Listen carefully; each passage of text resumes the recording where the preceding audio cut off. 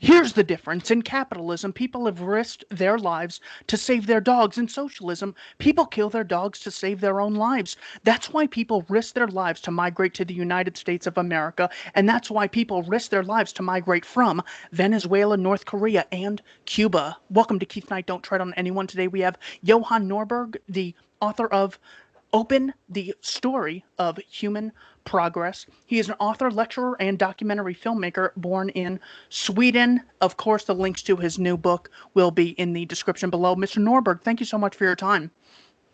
Thanks for having me on the show, Keith. What metrics can we use to determine whether or not humanity is in progression or decline? Well, the normal yardstick we use is more or less, I think, gut feeling. That's usually what people say, and they compare something that they think were the good old days sometime in the past, whereas I think that that doesn't really make sense. One of the reasons why it doesn't make sense is that there's this tendency in every culture, in every generation, to think that for some reason things have spiraled out of control right now. And it used to be better back in the, my youth. At least the best music was done then. There was technology that I understood. There were work relationships and family relationships that I understood. So every generation has done that thing, thought that the good old days were some 30 years back in the past. So it doesn't make sense. You can't trust your gut feeling. You have to look at objective indicators on how people are doing. And what I often do is I look at the longest time series of how are we doing when it comes to wealth, to poverty, to health, life expectancy, infant and child mortality, and so on. And then we can see that there's not a single doubt that we live in the golden era right now, at least in terms of objective indicators of living standards. Why are some nations wealthy and some nations impoverished? Well, lots of people have thought that there's some relationship to the particular population there, the ethnicity, the religion, but when you look at history, you can see that there are many different eras of rapid technological innovation and economic growth. All of them cut short, apart from this one yet, at least. We'll see what happens next. But the thing that they have in common was that they were relatively open compared to other cultures at the same time. So what I would say, the one thing that sets them apart is that they were more open to surprises than other cultures, because there are always incumbents, the powerful in politics, religion, the economy, and they always want to block new innovations and change because it can threaten their power. Well, those cultures that opened up a little bit, at least if there were cracks in the wall, that left some space for more people to come up with strange new ideas on how to do things, a new technology to produce more or to transport in a faster way or to create something in a cheaper way. And that makes all the difference, that openness for surprises. About 17 years ago, you wrote, I plead for greater liberty and a more open world, not because I believe one system happens to be more efficient than another, but because those things provide a setting that unleashes individual creativity as no other system can. They spur the dynamism that has led to human economic, scientific, and technical advances. At its core, belief in capitalism is belief in mankind. My aim is freedom and voluntary relations in all fields. Now, that you have done, or I'm sorry, now that you've done a lot of research on the history and progress of mankind, what do you think about this thesis of yours from 17 years ago? Were there any shortcomings? Have you doubled down and found more evidence to support it? What do you think? I think, thanks for reminding me. I think that was very well put on me, actually, back then. And I think that point is a very important one, because some people think that, look, here are two economic systems. We have socialism and capitalism. Now, what's best? And that's not really how it works, because capitalism is not a system.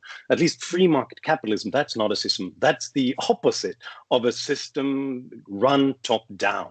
It's the openness for people to experiment with new relationships and innovations in the economic sphere. So whenever you talk about regulating capitalism, what you really mean is that you regulate people and their freedom to go about things. What I would say about whether I've changed since then, I think that perhaps I had more of a Eurocentric or Western-centric perspective of the world back then, because just like so many other people, I started to study history in the rearview mirror. I started with, look, it started here, started in England with the Industrial Revolution. Why was that? Going back in history to the Enlightenment, the Renaissance, and Romans, and then all the way back to the Greek philosophical and scientific revolution. Now, as I've studied more history, that doesn't really make sense, because there's no simple trajectory like that. For example, in that case, you'd have to just remove 1,000 years when nothing really happened much in Europe. Europe was so poor that it didn't even make sense to raid it for nomadic bands and tribes. But also, I lost out with all these other civilizations that made rapid progress during many eras.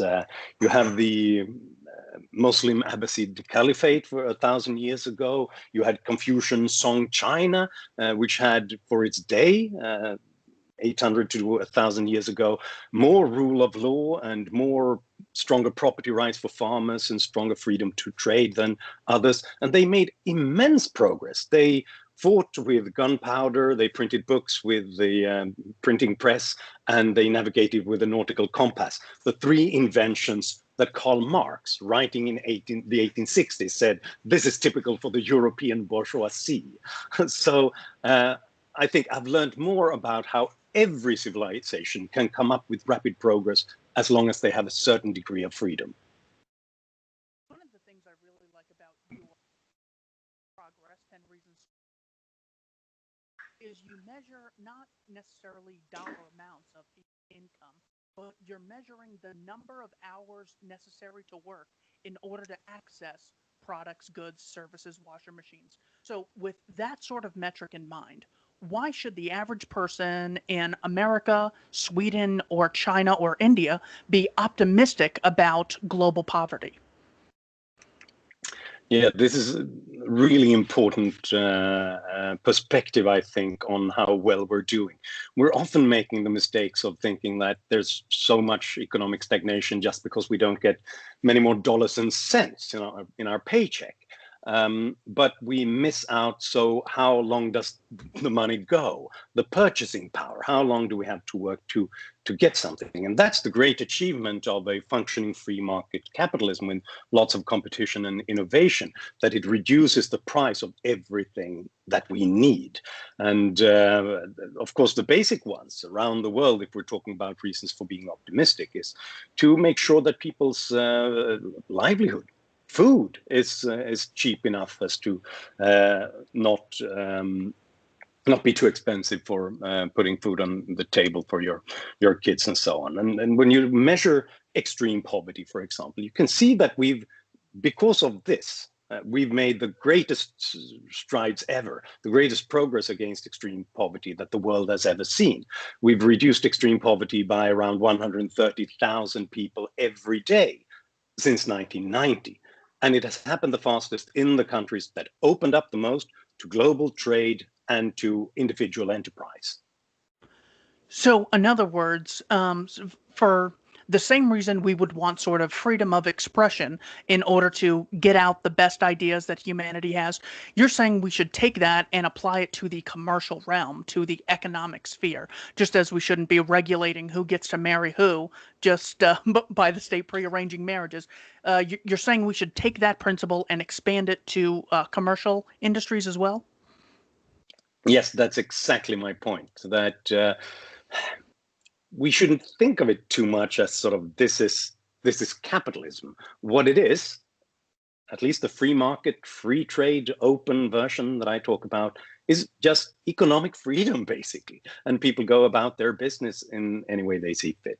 And we do that in various spheres. When we do that, when it comes to exploring new knowledge and debating, that's free speech. When we do that in civil society and family life, that's sort of what makes life really valuable to most of us. When we do that in the political sphere, it means civil liberties, individual freedoms. When we do it in the economy, it's property rights, free trade, it's free market capitalism. But it's basically just the same principle. Don't beat people up and don't steal their stuff. That's what it's about. So, could you just give us a quick definition of free markets, exactly what you mean by that? Because the straw man opposition would be freedom to do what? Rape, steal, commit murder, enslave others? How would you define free markets? Yeah. It means you are free to go about your business and use your own legitimate resources in any way you see fit. And every transaction, therefore, has to be voluntary. That's what freedom is about, not the freedom to steal and kill. It means the freedom to go about your own business without being interfered with by others. So basically, the freedom of my fist ends where your chin begins. That's it. Now, the Democratic Socialists have sort of gained a lot of traction, mostly by grabbing at what, as far as I see, is the moral argument. They approach things from a very moral perspective. This inequality is immoral. It is wrong for people to live in this degree of poverty.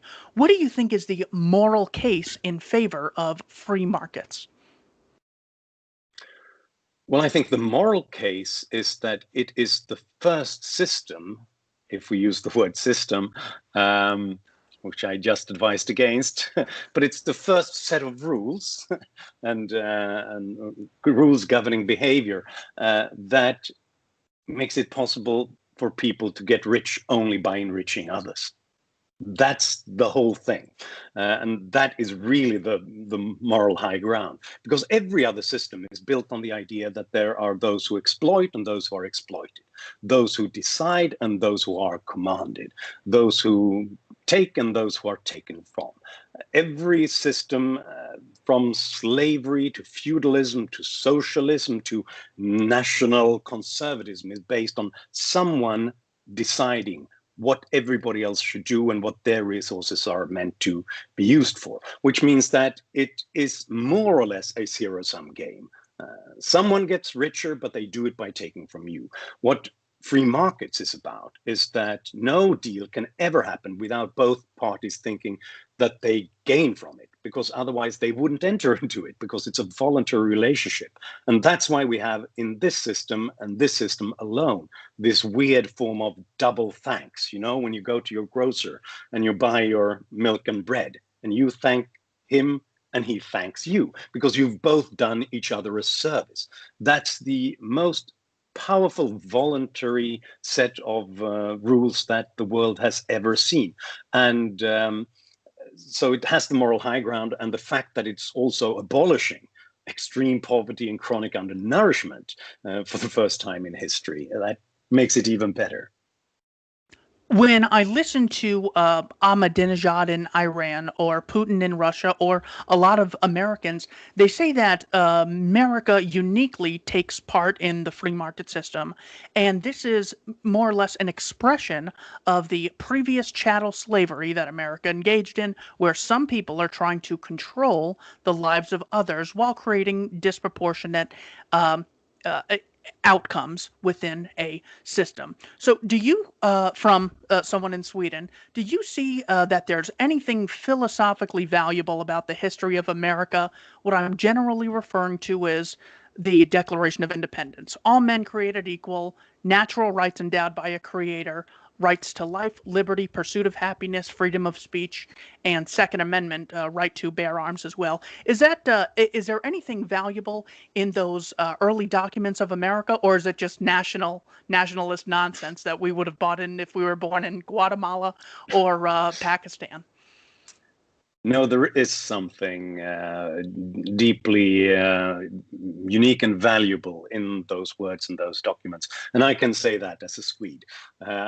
You know, the people who started the classical liberal revolution, the free market revolution in Sweden 150 years ago, they always talked about the American founders and what an inspiration they were to them, how you can start a country anew based on ideas, not on Blut und Boden or an ethnicity or a religion, but based on freedom and individual ownership to yourself. Lars Johan Hierta, the famous newspaper man who led the classical liberal revolution in Sweden, he had on his office wall a painting of Turnbull, of the signing of the Declaration of Independence, because he thought that that was the most beautiful principles that you can use. So those documents are important, and they are important because they ended, in the longer run, chattel slavery. They were the words used by all the heroes that fought against slavery and all the remnants of the traditional world, which was based on slavery and on feudalism, that all men were created equal and they had the right to life, liberty, and the pursuit of happiness. With those words, you couldn't uphold that inconsistency in the long run. Whereas, if you talk about Ahmadinejad and Putin, I mean, countries like Russia and Muslim dictatorships, they've upheld slavery as late as the 20th century. So they don't have that much to brag about. Now, there's a number of books. One is called Against Democracy by Jason Brennan from Princeton, published. The other, Myth of the Rational Voter by Brian Kaplan. They gather a lot of evidence that supports the empirical theory that voters are not rational and they don't have a very good understanding of policies, one, or philosophy or economics, or who their congressman is, let alone who they recently voted for. So my question to you is, when you see someone like Bernie Sanders or Donald Trump, let's actually take those individually.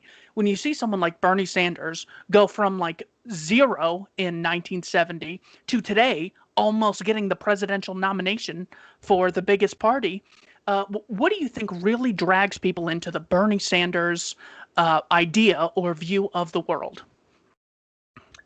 Well, I think that he's got the best ideas if you don't understand economics, because he's offering you all those free stuff. So obviously, why wouldn't you want that? It sounds great. It's like a wish list.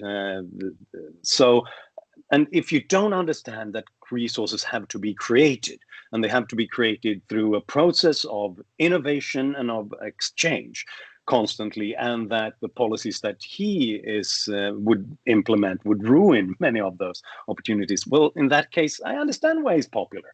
And I do think, and I hate to sound too derogatory here, but some students, and I've been a student myself, when you haven't started working yet, and you just get this, you live on your parents' expense and on student debt and so on, it's so easy to just think, why couldn't I just get some more?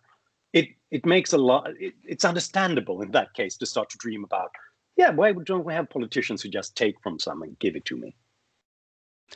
Now, what do you think drives attractiveness to Donald Trump? This was a guy who, in South Carolina, while debating Jeb Bush, the relative of two former U.S. presidents, said, "Jeb, your brother lied. He got us into a war. Iraq was based on a lie. You should be ashamed."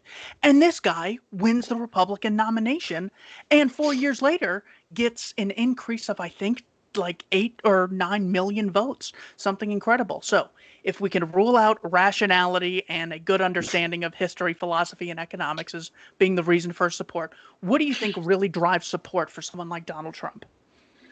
Yeah, no, I think we have that hypothesis has left the station a long time ago, that it's based on some sort of rational calculation.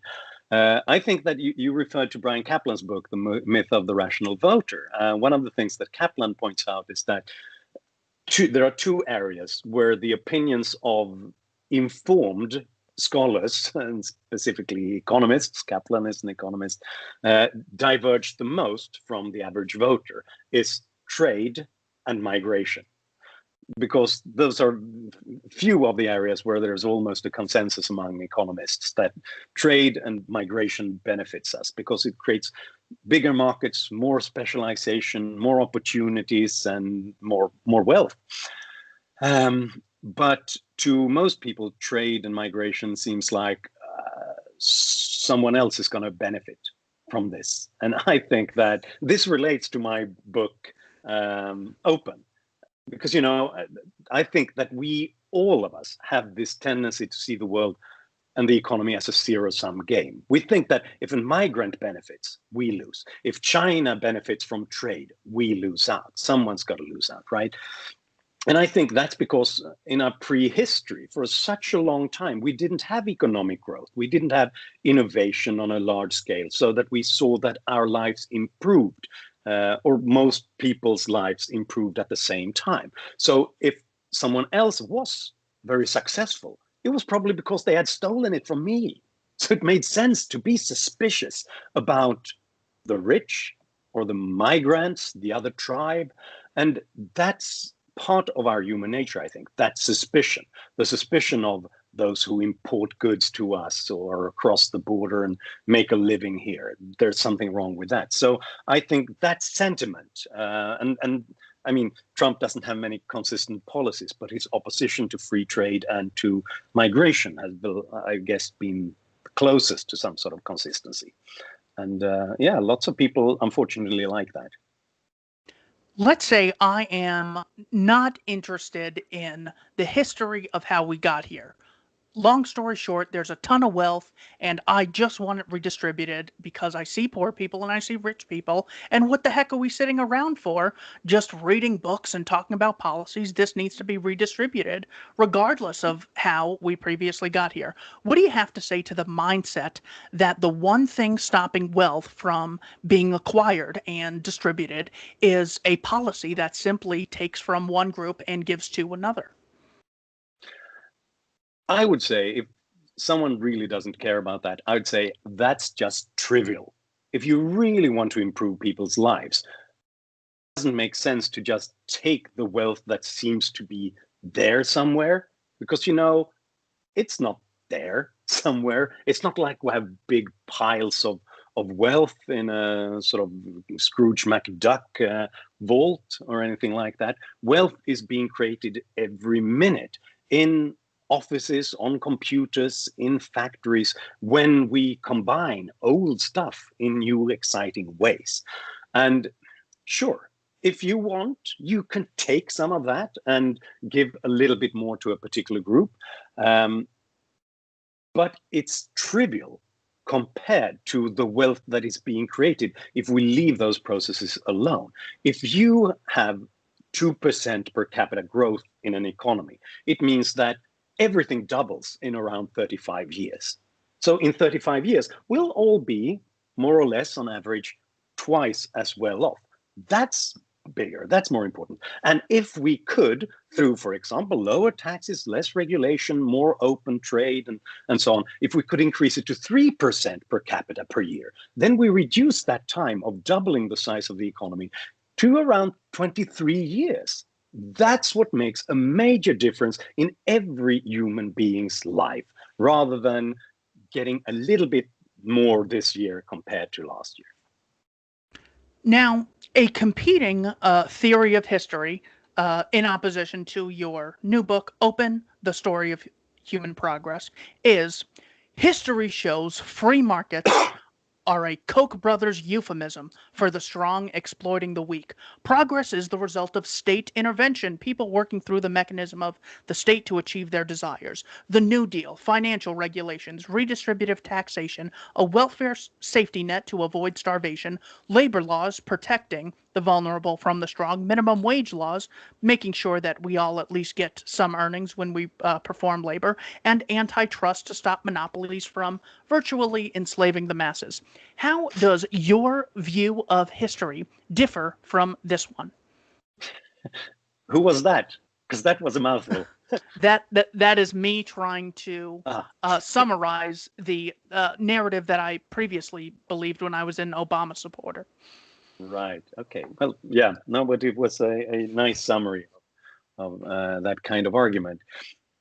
Well, it's based on the mistaken interpretation that all the things when governments walk after the wealth creators, basically, entrepreneurs, innovators, and workers, and redistribute some here and put something over there, they think that they've done it all, basically. But had you done that in 1850, redistributed everything on our planet, we would all have an average income level at around Tanzania's level today.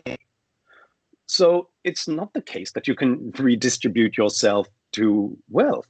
That's like sort of lifting yourself in your hair. You have to build it from the bottom up. You have to create that wealth constantly. If we did it now, we'd all live on around, I think it's Mexico's level of income. If we really want to make a difference long term for people, then we have to create more wealth. That's more ideas and more innovation. So that's part of it. But the other part of it in relationship to this is that some of these restrictions and controls, they create real problems for those who are engaged in trying to create wealth every day and come up with the new solutions. And one of the biggest difficulties there are is that we have this massive regulation of any kind of new processes and technologies that we use, which it means it's not just enough to do all the research and fight with difficult funders and to find a market for it all and try to get it up to scale. But you also have to fight bureaucrats on this. And then if you implement things like, say, minimum wages as well, you're not helping anyone. You're just pricing some people out of the market. It's a way of banning people who have too little productivity so far to get a job, which is really quite bad, because what we need most of all is to get to that ladder, the first stepping stone before you can move onwards. And that's really what it means. People don't live on minimum wages all their life. I think the latest study I saw in the US was that over 63% of people who are hired on a minimum wage, they are promoted by the year's end. So it's a way of just getting onto that first stepping stone so that you can move on. We have so many examples. We have certificate of need laws, which literally are there in about half of the states of America, where you need the permission of potential competitors in order for you to open up a hospital. No wonder the prices are so high. You have Jay Austen, a guy who was building houses for about $1,000 in Washington, D.C. And that was made illegal by the state. You can watch my video, The Number One Cause of Homelessness. Elvis Summers tried building houses in California for $1,000, and the state said these are not up to regulations. We're going to confiscate these, and don't worry, because we're actually going to be implementing a poverty program in a couple years. So they stole the houses that were on private property and confiscated them because they didn't meet state regulations. You have so many examples of that. Wow. Now, let's say and don't get me started on license requirements, which are really exactly the same thing, protecting the incumbents and protecting the less efficient profiteers from any kind of competition. And it's really a mess if for people to pick up their sticks and move to another state and start a new career if they've lost their job, because they might have to do it all again. Well, it's incredible. There was like this 2-month debate on whether or not you should have to have a license to vote, a driver's license, which is a bit of a pain. It takes about a day. You know how many licenses you have to go through to open up a business? Yeah, that restricts even more people from, entering into the market, giving us more options as consumers, more options as employees. So it's like they see restriction in the voting realm limits votes. Restrictions in the business realm, well, that's just the only way that we can possibly advance. It's totally, totally inconsistent. Now, let's say that I look at your book, Open, the story of human progress, and I see that you clearly have displayed a correlation between the more open a society is, the more progress that exists, more wealth, more literacy, more education, more freedom, and voluntary exchanges. However, this is not because of capitalism, but in spite of it. So, correlation not necessarily equaling causation. How do we know that the success that these societies experience is as a causal result of free market capitalism, not kind, virtuous state intervention? Yes, that's a good question. And what we have to do is then to look at it from different angles. So one of them is that we can simply look at correlation, looking at statistical correlations. We can do modeling, economic modeling, trying to find if there are other variables that are relevant to this extent. But this is also why I think that we need some more sensitivity to the humanities, to history, and to sociology, and to look at how do people change their behaviors as they get more or less freedom. And it gets more complicated because it's not as easy to put it into a model or a simple statistical model. Instead, you have to look at people, you have to look at stories, you have to look at before and after effects.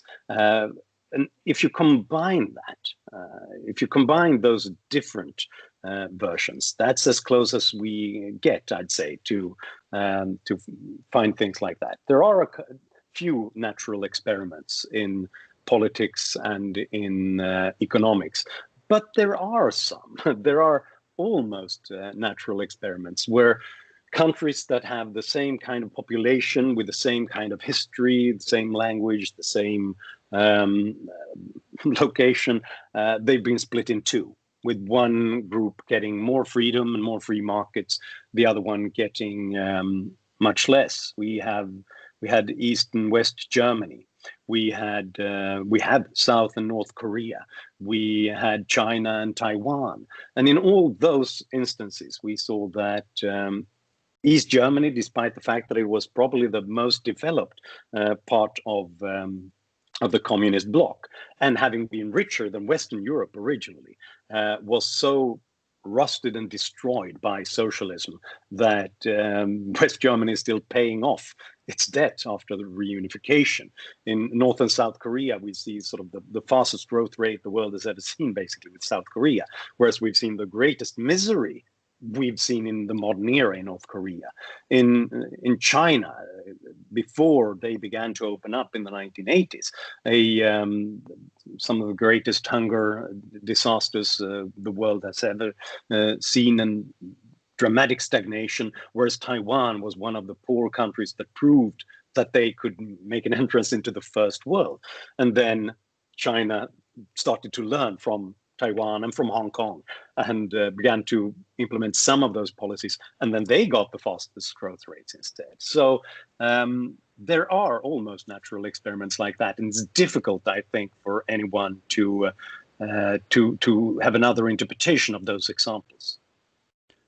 Another competing theory of history in opposition to your book, Open, the Story of Human Progress, is nations do not become wealthy because, embracing free markets or anything. It's major things like natural resources, imperialism, and slavery, cheap labor. Slavery, imperialism, and natural resources. How do you respond to that theory of wealthy nations? To start with slavery and imperialism, one problem is that all countries have had slavery. and all have tried to engage in imperialism. It's just that many failed and a few worked. There's a somewhat it seems superficially likely that there's a relationship between imperialism and economic growth, but that's correlation and not causation. It's basically the other way around. That grew richer and developed better technologies, they were unfortunately more successful in subjugating other peoples. So that, for example, Britain could create an empire where the sun never set because they had the Industrial Revolution. But they had the Industrial Revolution first before they built this enormous empire. And when you look at it economically, the empire was a drag on resources. We don't think so because lots of people made big money because they could steal and kill and take resources from others. But the cost to Britain and to British taxpayers were immense to have this enormous navy and the military sent out all over the world to engage in all those crimes to protect a little tiny group. So the economists who have looked at that are pointing out that they would have been much more successful without that empire. When it comes to resources, I think that the only example that we really need, the most resource rich continent is sub-Saharan Africa. And the resource poorest countries are places like Switzerland and Hong Kong and Singapore, and well, Japan doesn't have that much either. So it seems to be that, again, we make this mistake. We see resources, countries sell them, they make lots of money on those resources. What we don't see is what's happening in the rest of the economy, their failure of diversifying because of this, and often distorting the political incentives in places. We've definitely seen this in Africa, where it has created incentives for all groups to fight over political control. So it basically just created a struggle, often with military means, but to get the capital and to function as basically an occupying force and just extracting resources and then destroying the opportunities that would come with property rights, with freedom of association and trade. Now, in response to maybe more or less accepting this overall thesis, one might say, all right, fine, we have more houses, TVs, computers, and iPhones, congratulations. But this is coming at the expense of the environment, of the plants, of the future human societies that could exist. It's coming at the expense of our oceans, which we are trashing along with our landfills. Therefore, free markets are immoral because they incentivize productivity, which comes at the expense of the environment. Therefore, your thesis is illegitimate and something we should reject. How do you respond to that? Yes, I have some sympathy for that, being an old environmentalist myself. But the problem is to confuse wealth creation with resource destruction, and specifically that the free market is doing it. If that were the case, what about the communist countries? What about the Soviet Union? Wouldn't they be the greenest places on the planet? On the contrary, two Soviet economists found out in the 1980s that the Soviet factories used around twice as much resources to produce the same kind of output as American and Western factories did, and much more energy to do it. And why was that? Because they had a command economy. If they produced something that the government thought was important, that the Politburo thought was important, they got all the resources and all the power that they needed to do it. So they didn't care if that ruined the planet. Whereas in a free market economy, all the resources are costly, and you work hard constantly to reduce your consumption of resources, and therefore you reduce your environmental footprint to that extent. And so that's partly it. That kind of competition is incredibly important. It's also that wealth in itself creates new opportunities and new technologies, and widens our scientific knowledge and our technology to go green in many ways. And people are surprised when I say this, but when you look at the six great pollutants, the ones that hurt people's lungs, destroy the forests and the rivers, in Europe and in the United States, they've been reduced by around 70% since the 1980s.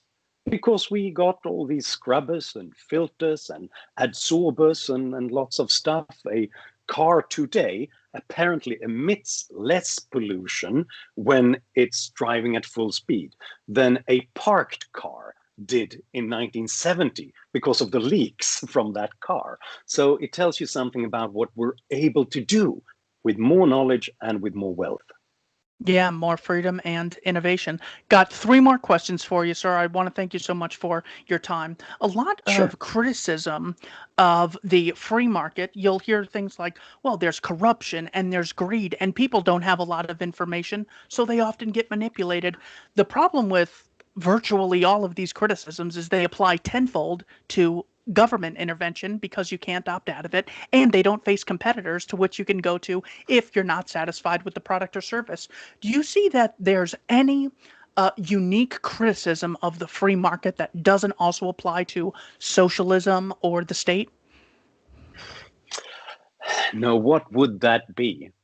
And I mean, the corruption thing, definitely. I mean, if you have to go to 11 bureaucrats to start a business or get your permit or your license requirement, that's 11 bureaucrats who can force you to pay bribes to do it. And that's one of the biggest problems in many poor countries. You know, when I've been to Kenya, people tell me in the slums that they have a saying that it's not safe to carry cash around here because there are too many policemen. And the policemen, they see, oh, you got a store here. Would be sad if something happened to that, eh? You don't have a permit, right? So just pay up. So the fewer restrictions and regulations, the fewer opportunities for corruption. Well, is there anything unique you can say about the problems of free markets that doesn't apply to it? They would have to be more, I think, psychological. It would have to be something about, are we overwhelmed with choice? Perhaps we don't want as much freedom as we have in a more open economy. Perhaps it's better if someone tells us what to do. And I think there are some intellectuals who are trying to make that argument. Well, we have Cass Sunstein, who wrote the book Nudge, who says, yeah, unfortunately, people have too much choice, and it's the role of the state to coerce them into doing otherwise. So, unfortunately, that is one. But for the same reason I oppose the state forcibly stopping me, I also oppose Walmart from stopping me and Amazon. So I just hold them to the same standard I'd hold anyone else. Yeah, choice is bad, but it doesn't give me the right to go around violently dominating Johan Norberg. I'm going to need to see a copy of the book before I allow it to be published because you have too many choices with what you want to write about. So Yeah, that's a it's great always the answer. other guy's choices that's a problem, right? It's never your own that has to be restricted. Of It's course. Two more questions for you. They're more or less the same. What is the most important thing you learned from the works of Adam Smith? I still learn so many things from Adam Smith, I'd have to say. So I'm not done with him yet. And often when I think that he's made a mistake, I have to go back and I realize that no, I made a mistake there. I think that his most important insight, and this is something that I'm still to get my head wrapped around, it's his whole idea about the it's not from the benevolence of your butcher that you expect meat, but from his self-interest, and it's almost like we're all guided by an invisible hand to produce opportunities for others as well because we benefit from it. I think the key message there is to understand that this is not about economics. This is a worldview. This is a view on human beings and what they are about. Because before Adam Smith, everybody had the idea that we are each other's enemies. If we are let loose, if we have freedom, we'll go crazy. We'll destroy one another and we'll hurt one another and we'll try to enrich ourselves by stealing and killing. Um, Adam Smith's fabulous insight that we still have to learn at a fundamental level, I think, is that we are not each other's enemies. If we make sure that we have institutions that explains what's mine and what's yours, and that every transaction has to be voluntary, then your success is a gift to me. The other group or the other country or the other family, if they get more knowledge, more technology, produce more wealth, that's an opportunity for me. It makes my life better. And that's the insight that was so important, not specifically in just launching the modern era of economic growth, though that's important too, but it's changed the perspective and taught people that other groups are not our opponents and our enemies. It's not that we have to hold them down because they belong to a religious minority or because they are women or because they are slaves or something like that, but give people equal freedom, and then their success will be your success as well. That's an incredibly profound and important insight. Final question. What is the most important thing you learned from the works of Milton Friedman? Well, again, lots of stuff. I think that his most intuitive and fun insight is this: his four ways of spending money. Uh, you've heard it right. You can spend your own money, or you can spend somebody else's money, and you can spend them on yourself or on somebody else. Those four capture it all basically, and his insight is just, how does this change your perspective based on where you are in this matrix? Because if you spend your own money on yourself, well, you don't want to spend too much. You're economical, and you're sort of, you don't want to waste money, and you think very hard about what to get if you're buying sort of new clothes or a new computer. If you spend your own money on somebody else, for example, if you're buying a gift, you're still concerned about how much it costs. You think about sort of, yeah, how much can I buy him for the birthday gift? And then you go out to look for it, and you do some work, but not too much because there's a limited time on the planet for you. But then you can spend somebody else's money on yourself, for example, on an executive lunch, and then you make sure that you go to a really fancy place and that it costs lots and that you get lots of value for your boss's money. And then there's the fourth: you spend somebody else's money on somebody else. And that's basically everything that the government does. You don't care about how much you spend, and you don't really care if it ends up in the right place. That's obviously not exactly the way it works. Some work very hard about and think about how to make sure that they make an important difference, but they have limited knowledge because it's not themselves. They don't know where these money will be spent in the best way. So the further away you get from spending your own money on what you know, really know about, the more you will waste resources, and the worse the gifts will end up being. Mr. Norberg, thank you so much for your time. The book is Open, the Story of Human Progress. The link will be in the description below. Mr. Norberg, thank you so much for your time and your excellent contributions to the fields of free markets and philosophy and economics. Thank you very much. This was a pleasure.